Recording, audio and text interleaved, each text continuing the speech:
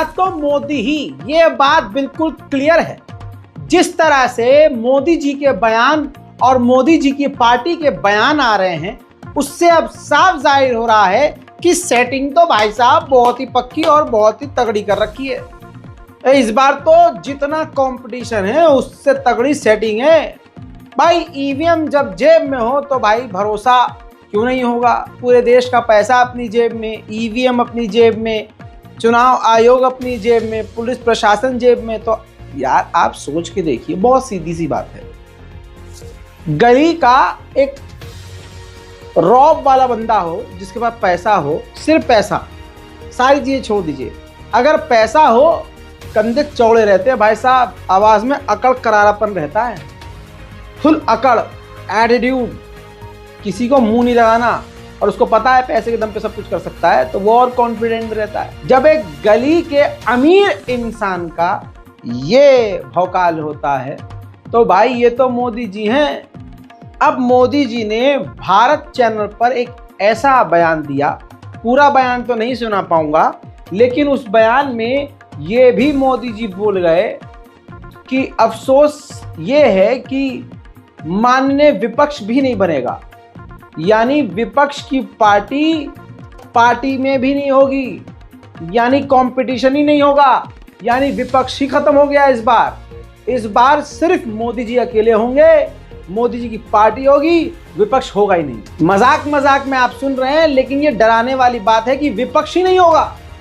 जिस बात का हमें अंदेशा था, आखिरी चुनाव है इस देश का, ऐसे ही आसार नजर आ रहे हैं, क्योंकि एक तरफ मोदी जी को भगवान बताया जा रहा है, भगवान बता दिया गया है, और मोदी जी खुद कह चुके हैं कि मुझे ऐसा नहीं लगता कि मैं बायोलॉजिकल हूं, मुझे लगता है भगवान ने मुझे चुना है, इस काम का लिया। अच्छा, तो आप अब देखिए कि जो इंसान खुद को देवता का रूप मान रहा है, अपने आप को खुद ही भगवान मान रहा है, इस्लामिक इतिहास में भी ऐसे बहुत सारे आए हैं जिन्होंने अपने आप को खुदा साबित करने की कोशिश करी है, लेकिन फिर हुआ क्या है आपको इतिहास मालूम है। बहरहाल दोस्तों, आइए पहले मोदी जी का वो बयान सुनिए जिसके बाद आप खुद शक करने लग जाएंगे, बल्कि आप भी मान लेंगे मेरी तरह कि भाई साहब सेटिंग इन्होंने बहुत तगड़ी कर रखी है, तभी ये इतने कॉन्फिडेंस में हैं कि भाई साहब विपक्ष भी नहीं आएगा। सुनिए। काशी के जनसेवक मोदी जी 4 जून को क्या एक्सपेक्ट करते हैं? 4 जून को 140 करोड़ देशवासियों का भव्य विजय होगा। 140 करोड़ देशवासियों ने जो सपने संजोए हैं, उन सपनों को नई ऊर्जा मिलेगी, नया सामर्थ्य मिलेगा, और भारतीय जनता पार्टी के रूप में अगर आप कहें तो हम पुराने सारे रिकॉर्ड तोड़ करके देश की जनता के आशीर्वाद प्राप्त कर करके फिर से एक बार हम सरकार बनाएंगे। एनडीए बहुत ताकत के साथ उभरेगा, और चुनाव के बाद एनडीए प्लस भी बहुत बड़ी मात्रा में हो जाएगा। और देश का दुर्भाग्य होगा कि इस देश में इस बार चुनाव में मान्य विपक्ष भी बनने की संभावना नहीं होगी। वो इतने कम नंबर में आएंगे कि उनके लिए मान्य विपक्ष बनना बड़ा मुश्किल हो जाएगा।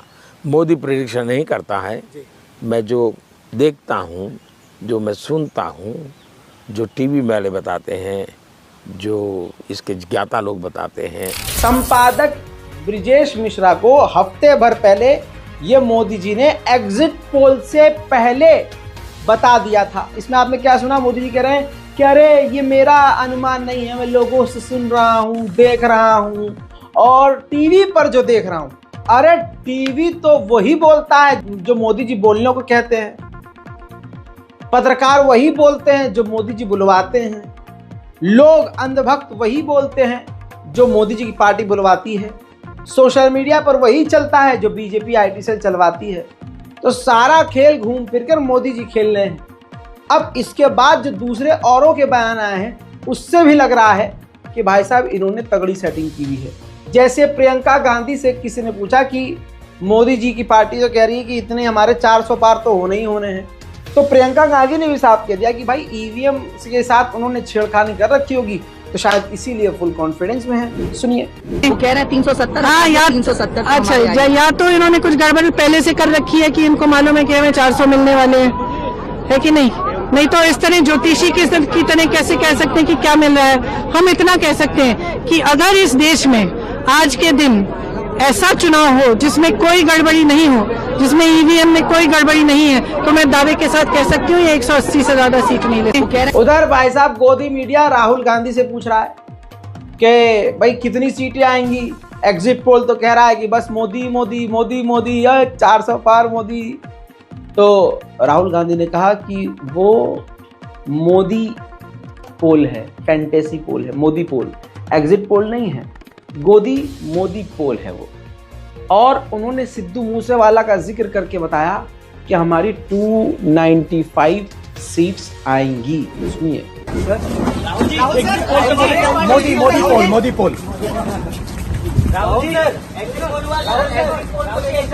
इसका नाम एग्जिट पोल नहीं है ब्रदर, इसका नाम एग्जिट पोल नहीं है, इसका नाम मोदी मीडिया पोल है। ये मोदी जी का पोल है, फैंटेसी पोल है उनका। कितनी सीटें आ रही हैं आपके हिसाब से? सरकार बन रही है। सिद्धू मूसेवाला का सॉन्ग सुना आपने? 295।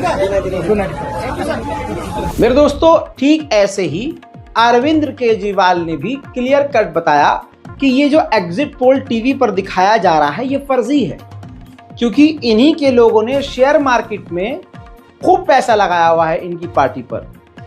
अगर एग्जिट पोल सच्चा दिखा दिया, सारी हवा निकल गई, तो ये कंगाल पहले ही हो जाएंगे और 4 तारीख को ये पूरी तरह से पलटा हुआ साबित होगा। देखिए, एक थ्योरी ये चल रही है कि इन्होंने इतना ज्यादा सीटें इसलिए दिखाई क्योंकि इनके लोगों ने शेयर मार्केट में इन्वेस्ट कर रखा है, और कल जब शेयर मार्केट खुले तो बम्पर होगा, तो ये अपने शेयर बेच बाच के खुद तो निकल लेंगे। बाकी एक थ्योरी ये चल, देखिए, वोटों की गिनती से 48 घंटे पहले केंद्रीय मंत्री, सबूत रख रहा हूं, बस आपको तार से तार जोड़ना है और आप समझ जाएंगे कि मोदी जी क्यों ठोक कर कह रहे हैं कि मैं ही आऊंगा। भाई साहब, वोटों की गिनती से 48 घंटे पहले चुनाव आयोग के दफ्तर केंद्रीय मंत्री central government minister Piyush Goyal चुनाव आयोग के दफ्तर में मौजूद थे। क्यों थे मौजूद? अब इस पर भी मैं आपको सफाई दूं, आपको उंगली पकड़ के चलना सिखाऊं, आपको गोदी में उठा के सीसी से फीडर मतलब दूध पिलाऊं, क्या करूं? मतलब इतना तो खुद दिमाग लगाओ यार कि चुनाव आयोग के दफ्तर में भाई साहब सेंट्रल मिनिस्टर पहुंचे हुए हैं आपका वोट की गिनती होने से 48 घंटे पहले। तो इसीलिए मेरा ये मानना है आएगा तो मोदी ही। बाकी भाई साहब ये देख लीजिए, बोलता हिंदुस्तान के सोर्स के अनुसार सुबह ही सुबह गृह मंत्री माननीय अमित शाह जी ने इस देश के अलग अलग इलाकों के 150 से ज्यादा जो डीएम हैं उनको कॉल किया है। कहा यह जा रहा है कि उनको समझाया है, बहलाया है और फुसलाया है। हाँ, समझ रहे हैं आप? समझाया है, बहलाया है, फुसलाया है। तो ये देखो, आएगा तो मोदी ही। हमारे मोदी जी के अलावा कोई नहीं आ सकता। अब देखिए भाई साहब, दिल्ली के केजरीवाल तो सरेंडर कर चुके, जेल चले गए वापस। जाने से पहले उनका वीडियो खूब वायरल हुआ होगा, वो मैं नहीं दिखाऊंगा आपको, आपके चैनल पर खूब चला होगा, घरों पर एनडीटीवी में और अलग अलग चैनल पर खूब चला है। मैं बहुत शॉर्ट में आपको बड़ी बड़ी बातें बताना चाहता हूं।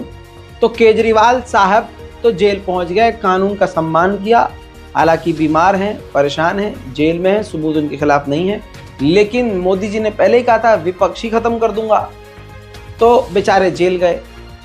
अब उधर से दिल्ली वालों से सवाल कर रहा हूं, कमेंट सेक्शन में दिल्ली वाले बताएंगे, केजरीवाल तो जेल गए ही, लेकिन मनोज तिवारी केजरीवाल को कह रहे हैं कि ये दिल्ली के विलन हैं। कमाल है। जिसने दिल्ली को, मैं खुद दिल्ली गया हूं और दिल्ली में पता नहीं कहां कहां घूम घूम के हर चीज है मैंने देख ली है बहुत करीब से। दिल्ली की हालत बिल्कुल पलटी हुई है। यानी दिल्ली में बेहतरीन स्कूल हैं, बेहतरीन कॉलेजेस हैं, इंस्टीट्यूट हैं, बेहतरीन सड़कें हैं। यमुना पार भी अब अपग्रेड हो गया है। यमुना पार में कोई देखता नहीं था, वहाँ भी स्ट्रीट लाइट और डेकोरेशन और पता नहीं क्या क्या अगड़म तगड़म सब, मोहल्ला क्लिनिक, सरकारी स्कूलों का लेवल ज़बरदस्त। लेकिन कह रहे हैं मनोज तिवारी कि वो विलन है। अब ये दिल्ली वाले कमेंट में बताएं इनका बयान सुनने के बाद कि क्या केजरीवाल विलन है। देखिए, अरविंद केजरीवाल इस समय दिल्ली के विलेन हैं। दिल्ली की महिलाएं, दिल्ली के घरों के लोग, दिल्ली के गरीब, पानी के लिए जो त्राहि त्राहि मची है, वो डिपार्टमेंट अरविंद केजरीवाल का है। कभी इन्होंने नहीं कोशिश किया कि दिल्ली के लोगों को साफ पानी मिल जाए।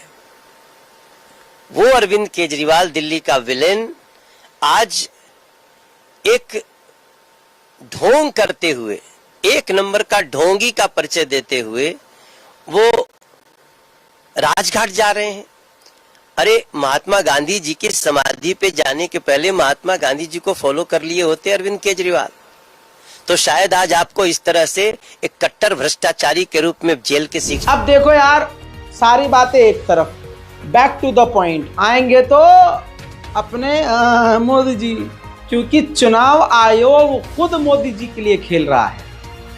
वाराणसी में जहां वोट पड़ रहा था, वहां दूसरे लोगों का बयान ये है जो वोट डालने गए थे कि जिनको हमें वोट डालना था, मशीन के आगे जो चुनावी चिन्ह होता है, उन तमाम चुनावी चिन्हों के आगे पेपर लगाया हुआ था, स्टिकर लगाया हुआ था, दिख नहीं रहा था कि कौन है। सिर्फ और सिर्फ अकेला बीजेपी का बटन नजर आ रहा था, यानी कमल का साइन दिख रहा था। बाकी आम आदमी पार्टी हो या दूसरी पार्टियां हैं, उनके ऊपर स्टिकर लगा हुआ था। सुनिए, बीच बीच में जाके वो चेक करते रहेंगे, वो चेक करते रहेंगे। सबको अंदर बैठा दीजिए। वोट देने नेशनल पीपल पार्टी की राष्ट्रीय अध्यक्ष वंदना सिंह बोल रही हूँ। पहाड़ी गांव में जो सरकारी स्कूल है, बूथ बनाया गया है, जिसका संख्या है 190 और 192 पे धांधली हो रही है। हमारी पार्टी की राष्ट्रीय उपाध्यक्ष और एक वोटर आई है, वहाँ से ये टेप मिला है। यहाँ कांग्रेस की सिंबल पे ये टेप चिपका दिया गया था, वहाँ से ये अपने हाथ से टेप उखाड़ी है। और यहाँ जितने भी कई लोग हमारे भाई हैं, सभी लोगों ने ये कह रहे हैं, चलिए हम झूठ बोल रहे हैं पार्टी के लिए, सभी लोग कह रहे हैं कि वहाँ टेप उखाड़ा जा रहा है। जब मैं वहाँ वोट डालने के लिए गई तो पहले ही से टेप चिपकाया गया था। जब मैं अधिकारी धांधली हो रही है यहाँ पे, और यहाँ प्रशासन सतर्क हो जाए, नहीं तो हम लोग यहाँ वोटिंग रुकवा देंगे। जब तक सही नहीं होगा तब तक। अब आप समझ जाइए कि आएगा तो मोदी ही कैसे कह रहा हूँ। क्लियर हो रहा है ना बहुत कुछ। हाँ, बलिया से, उत्तर प्रदेश से एक वीडियो है। बुर्का पहनी एक महिला जब बूथ पर वोट डालने गई तो वोट डालने नहीं दिया गया, धक्का मार के उसे बाहर कर दिया। और जब वो पुलिस से शिकायत करने गई तो वो भी बेचारी कुएं से निकल के खाई में गई। खाकी वर्दी मुसलमानों की कोई मदद करेगी क्या? उसका बच चले तो आप समझ नहीं रहे, बोलूँगा तो विवाद हो जाएगा। बहरहाल पुलिस के पास जाती है तो पुलिस और उसको धक्का मुक्की करके बाहर कर देती है। अब कोई सुनवाई ही नहीं है। मुसलमान होना अब भारत में जुर्म है, इस्लामोफोबिया पीक पर है। सुनिए बलिया से। मशीन खराब है, मशीन चल ही नहीं रहा है। फिंगर दे के सब निकाल ला, उसको जिला गया ना, उससे क्या मतलब? जिसको हमको देना उसको नहीं देंगे। हाँ, एजेंट भी देख रहे हैं। क्या हो रहा है? दिक्कत क्या हो रही है? दिक्कत है, मशीन बंद हो गया, खाली बस फिंगर मार के चल जाए। फिंगर मार के चल जाए? हाँ, बस फिंगर मार के चल जाए। आवाज नहीं दे रहा है, आवाज दे ही नहीं रहा है, कंप्यूटर में दिखाई दे रहा है। कंप्यूटर दे भी नहीं कर रहे तो कैसे देंगे बताइए? कितने देर से ऐसा हो रहा है? जाइए देखिए, कितने सारा मसाला तो धक्के मार के पुलिस निकाल रहा है। जनता को क्यों निकालेंगे? उनका क्या है? जनता को क्यों निकाल रहा है पुलिस? नहीं ना निकालना चाहिए। नहीं किसको देना है? आप वोट नहीं दिया, हम जा रहे हैं। चलिए, हम इस समय खड़े हैं बलिया लोकसभा के एलडी कॉलेज पे, जहां यहाँ पे 4 बूथ हैं, 154, 153, 152, 151। अभी टाइम तो बहुत नहीं है, 9:30 बजे हुए हैं, लेकिन धूप बहुत तेज हो गई है। इतनी गर्मी में देखिए किस तरह से लोग लाइन लगा के अपनी वोट देने के लिए प्रतीक्षा कर रहे हैं। धूप ज्यादा है। ये काजीपुरा का बूथ कहा जाता है। हाँ, अब इन्हीं से जानते हैं कि किन मुद्दों पर ये लोग वोट कर रहे हैं। क्या नाम है सर?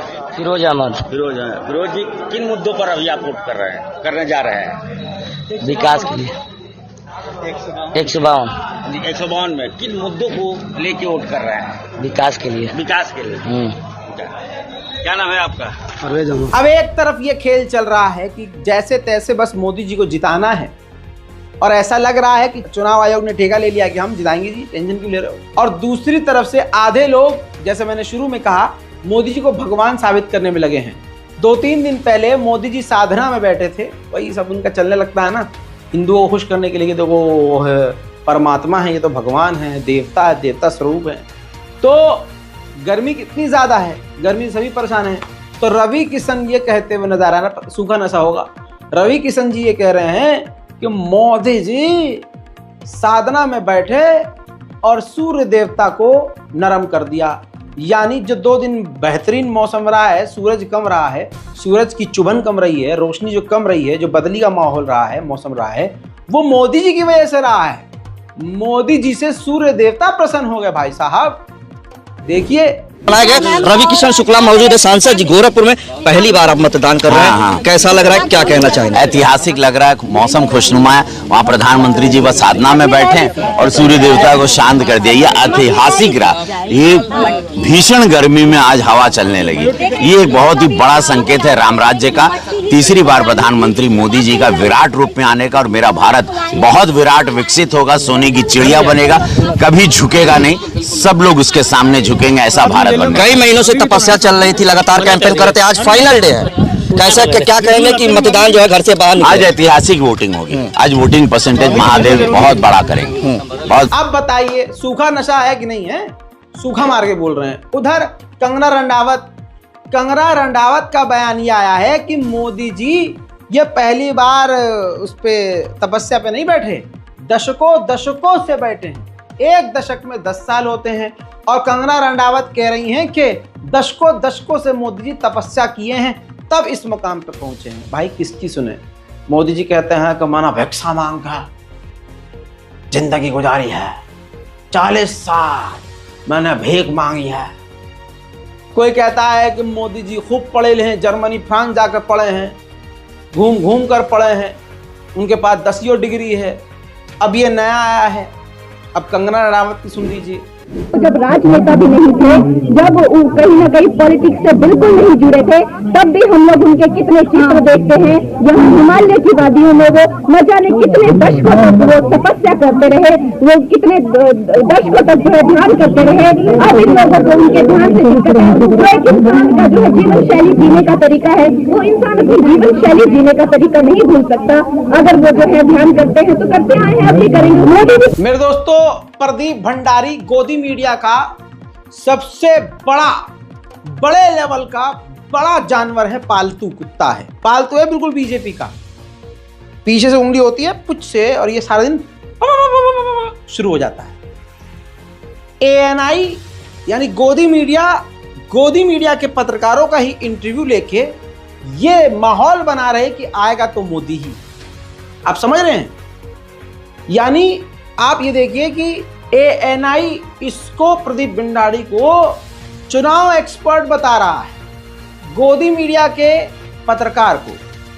पत्रकार का गोदी मीडिया के इंटरव्यू लेके चला रहा है। देखिए चुनाव का बढ़ते नंबर 295। देखिए, राजनीतिक विवशताओं के कारण शायद से राहुल गांधी जी को एक सिलेक्टिव मेमोरी लॉस हो रहा है, क्योंकि तेलंगाना असेंबली इलेक्शंस के जब एग्जिट पोल्स आए थे, तब उनके इस वक्त के चीफ मिनिस्टर और उस वक्त CM डेजिग्नेट ने हर टीवी चैनल में आकर इंटरव्यू दिया था और कहा था कि हमारी पार्टी एग्जिट पोल्स को देखकर बहुत ज़्यादा एक्साइटेड है और हम अपने कार्यकर्ताओं को कहेंगे कि पोलिंग बूथ पे प्रेजेंट रहें, क्योंकि उस वक्त हर exit poll including our exit poll ये कह रहा था कि कांग्रेस पार्टी जो है वो तेलंगाना के अंदर सरकार बनाएगी।